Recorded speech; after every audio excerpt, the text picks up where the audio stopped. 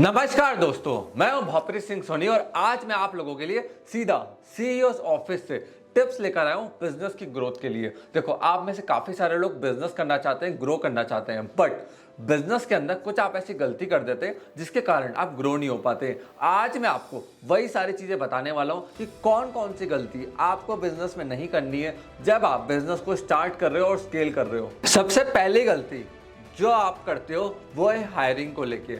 देखो, धंधे के अंदर अगर आप हायरिंग कर रहे हो ना, तो सबसे पहली बात, किसी को भी सोचने में ज़्यादा टाइम मत दो कि मैं इसको हायर करूं या ना करूं। अगर आपको लग रहा है कि आपको इसको हायर करना चाहिए तो एक कंपनी के अंदर मिनिमम सैलरी डिसाइड करो कि अगर ये पैसा डूब भी जाता है तो आपको कभी नुकसान नहीं होगा। उस अमाउंट के ऊपर आपको हायरिंग करनी है, क्योंकि देखो, एक आदमी को हम 1-2 साल बाद, 3 साल बाद भी जज नहीं कर पाते, ना उसके बारे में पूरी तरह जान पाते हैं। तो हायरिंग में कभी भी टाइम मत लगाना।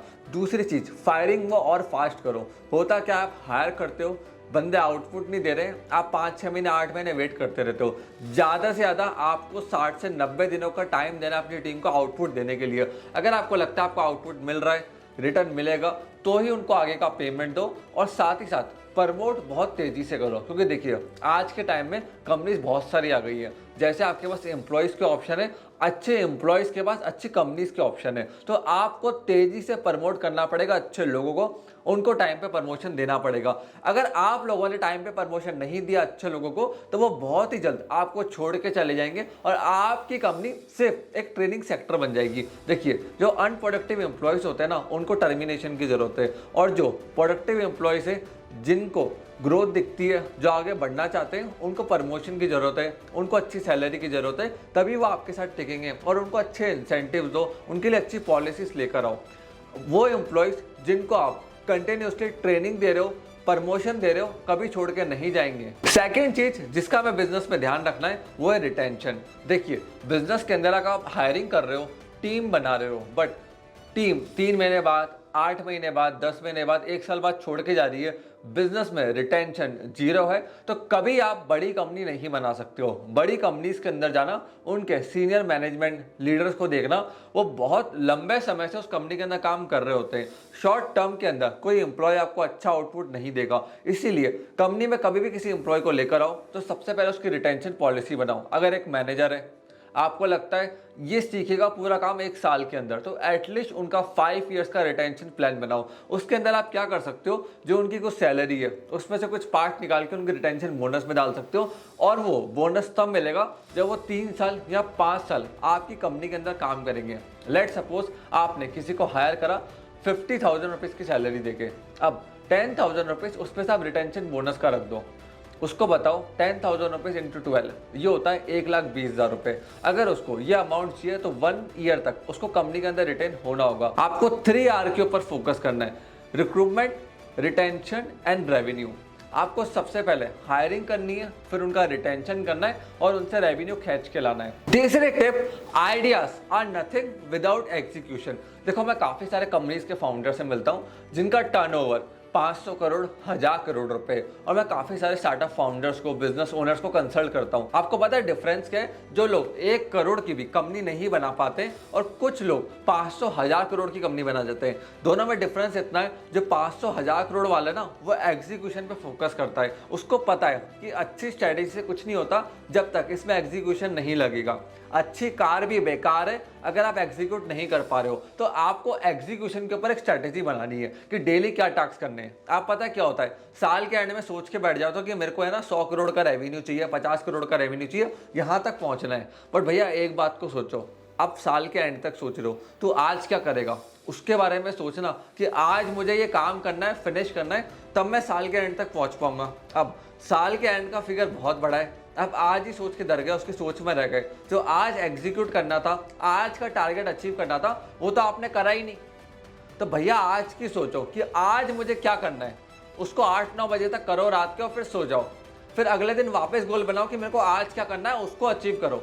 साल का गोल का एंड अपने आप हो जाएगा। चौथी tip, not focus on goal matrix, focus on progress matrix. एक चीज को समझना, कभी भी किसी के लॉन्ग टर्म गोल मिस हो सकते हैं। ऐसा नहीं होता है कि आपने गोल लिख दिया, बना दिया, वो अचीव होगा ही होगा, बट ये भी नहीं होता कि वो बिल्कुल भी नहीं होगा। आप क्या सोचते हो उस टाइमलाइन के ऊपर नहीं हुआ? लेट्स सपोज आपने गोल बनाया कि मेरे को 10 करोड़ का रेवेन्यू करना है, 6 महीने में अचीव होना चाहिए, 6 महीने में अचीव नहीं हुआ, आप टेंशन में आ गए, स्ट्रेस में आ गए, बट आपने ये नहीं देखा कि आपने 8 करोड़ तो कर लिया, 2 करोड़ ही तो बचा है। और देखिए हर एक की टाइमलाइन अलग अलग होती है सक्सेस की। होता क्या है, हम चालू करते हैं, एफर्ट्स डालते हैं, बट जब छोटा रिजल्ट आता है ना और बड़ा रिजल्ट नहीं दिखता तो हम छोड़ देते हैं। और हम ये नहीं सोचते कि आज छोटा रिजल्ट निकल कर आया, कल बड़ा रिजल्ट भी आएगा। आज शाहरुख खान जो बॉलीवुड के ऊपर राज करते हैं, क्या वो शुरुआत के अंदर ही सोच लेते कि मैं इतना बड़ा स्टार बन जाता, इतनी बड़ी मूवीज मेरे को मिलती, इतना सारा पैसा मेरे को मिलता? नहीं, आज मिल रहा है। आज वो उनके लिए लेवल एवरेज हो गया, छोटा हो गया, वो उससे बड़े लेवल के ऊपर जा रहे हैं। पठान मूवी उन्होंने बनाई, अब उनकी नई मूवी आ रही है, उसके ऊपर पैसा इन्वेस्ट कर रहे हैं, बॉडी बना रहे हैं। आप पहले शाहरुख खान को देखोगे तो रोमांटिक मूवी करता था, आज बॉडी बना रहा है, एक्शन मूवी कर रहा है। तो हर एक का टाइम आता है। शाहरुख खान शुरुआत में सोचता कि आज मैं एक्शन मूवी करूंगा, ऐसा करूंगा, पूरी दुनिया भर का पैसा मेरे मूवीज के ऊपर लगाऊंगा, 100 करोड़ का मुझे ब्लॉकबस्टर कलेक्शन करना है, तो वो कभी नहीं होता। शुरुआत छोटी होती है, गोल अचीव नहीं हो रहा, कंटिन्यूसली उसके ऊपर काम करो, प्रोग्रेस देखो अपनी टीम की। क्योंकि होता क्या है, अगर टीम एक टारगेट तक नहीं पहुंच पा रही है, आपने उनको टारगेट दिया है, तो आप उनके पीछे पड़ जाते हो। वो सिचुएशन स्ट्रेस को क्रिएट करती है। एक्चुअली आपको उनकी प्रोग्रेस देखनी है, क्या दिन भर वो प्रोडक्टिव काम कर रहे हैं, क्या डेली वो आउटपुट दे रहे हैं, छोटा ही सही बट आना जरूरी है। अगर प्रोग्रेस को देखते हुए चलोगे तो लॉन्ग टर्म में गोल तक पहुंच जाओगे, बट प्रोग्रेस पे फोकस नहीं करोगे डेली की, तो कभी भी गोल तक नहीं पहुंचने वाले हो। 5वें टिप है बेट ऑन योरसेल्फ। देखो एक बात को समझो, बिजनेस वर्ल्ड के अंदर कोई एक ऐसा इंसान जिसको आप कंट्रोल कर सकते हो, वो आप खुद हो। मेरे 10 इयर्स की जर्नी में मैंने एक चीज़ नोटिस करी है कि आप कितना भी कंट्रोल करोगे, माइक्रो मैनेज करोगे अपनी टीम को, एक तो वो आपको छोड़ के जाएगी, दूसरा स्ट्रेस क्रिएट होगा। क्योंकि देखिए माइक्रो मैनेजमेंट के अंदर आप हर एक को कंट्रोल नहीं कर सकते हो, अल्टीमेटली आप एक लूप के अंदर फंस जाओगे। ऐसा फाउंडर आपका काम होना चाहिए बिजनेस के अंदर पॉलिसीज बनाना, स्ट्रेटेजीज बनाना, टारगेट्स को सेट करना और अच्छे लोगों को अच्छा इंसेंटिव देना, अच्छी टीम को लेकर आना, ना कि उनको माइक्रो मैनेज करना। माइक्रो मैनेजमेंट से आप कभी भी ग्रो नहीं कर सकते हो। अगर माइक्रो मैनेजमेंट करवाना है तो मैनेजर्स को लेकर आओ, उनको सैलरी दो, माइक्रो मैनेजमेंट के आउटपुट पे उनको इंसेंटिव दो। क्योंकि आपका फोकस फाउंडर एक बर्ड व्यू पे होना चाहिए, ना कि दिन भर के माइक्रो मैनेजमेंट टास्क के ऊपर। तो इस चीज का ध्यान रखना कि ऐसा बिजनेस फाउंडर कभी भी बिजनेस के अंदर माइक्रो मैनेजमेंट आपको नहीं करना है। 6th tip, be quick. होता क्या है, हम बिजनेस को चालू करते हैं, बिजनेस के अंदर स्ट्रैटेजीज बनाते हैं, फ्रेमवर्क बनाते हैं, बहुत सारी चीजें करते हैं, बट एक्शन लेने में हम सोचते रह जाते हैं। हम 1 महीना, 5 महीने, 6 महीने निकाल देते हैं। एक चीज का ध्यान रखना, जितना सोचोगे उतना डिप्रेशन के अंदर जाओगे। क्योंकि होता क्या है, जब सोचने बैठते हैं ना कि यार ये चीज़ कैसे होगी, वो चीज़ कैसे होगी, नेगेटिव पॉइंट्स बिल्ड होना चालू होते हैं और वो चीज़ कभी एग्जीक्यूट नहीं होती है। रादर देन एग्जीक्यूटेड, एक्शन लो। एक्शन लेने से आपको आइडिया लगेगा कि क्या दिक्कत आ रही है, कैसे इसको रिजॉल्व कर सकता हूँ। एक चीज का ध्यान रखना, आपके कंट्रोल में सिर्फ आपका दिन होता है, ना कि फ्यूचर।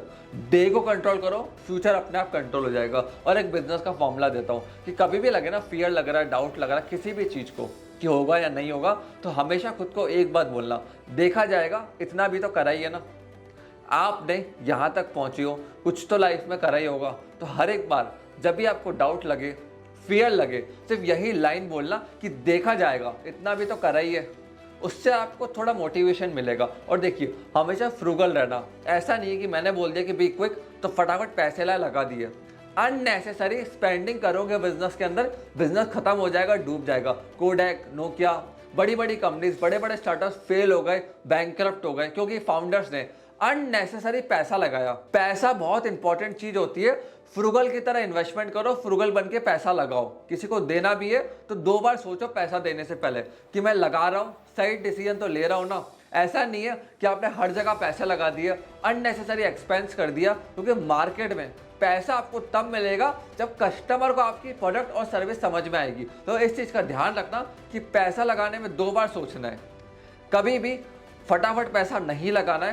पैसों को लेकर डिसीजन हमेशा वाइज होने चाहिए। क्योंकि एक बार आपकी कंपनी से पैसा गया और कस्टमर ने प्रोडक्ट और सर्विस का पैसा नहीं दिया तो आपकी कंपनी में ताला बहुत जल्दी लग जाएगा। तो पैसा सबसे जरूरी चीज होती है इन्वेस्टमेंट के टाइम पे, एक्सपेंसेस के टाइम में। तो पैसे को हमेशा संभाल के रखना और वो सोच समझ के खर्च करना। 7वां टिप, वो है कस्टमर को बेस्ट से बेस्ट क्वालिटी सप्लाई करो विथ अफोर्डेबल प्राइसेस। इस चीज को समझो, प्राइस मैटर करता है हिंदुस्तान के अंदर। आप हिंदुस्तान में बैठे हैं, हिंदुस्तान के अंदर आदमी प्रोडक्ट और सर्विस लेटर ऑन समझता है, पैसा वो पहले देखता है कि आप कितना उससे चार्ज कर रहे हो। तो अगर आप एक बड़े मास को टैप करना चाह रहे हो, अच्छा खासा कस्टमर बेस बनाना चाह रहे हो, तो इस चीज का ध्यान रखना कि आप लोगों को पैसों के बारे में बहुत सोच समझ के डिसीजन लेने, प्राइस पॉइंट को बहुत अच्छा रखना है। एक बार आपने प्राइस पॉइंट गलत रखा, आपको पता भी नहीं चलेगा कि आपकी लीड टीम लीड जनरेट करती रह गई और सेल्स टीम सेल्स ही क्लोज नहीं कर पाई।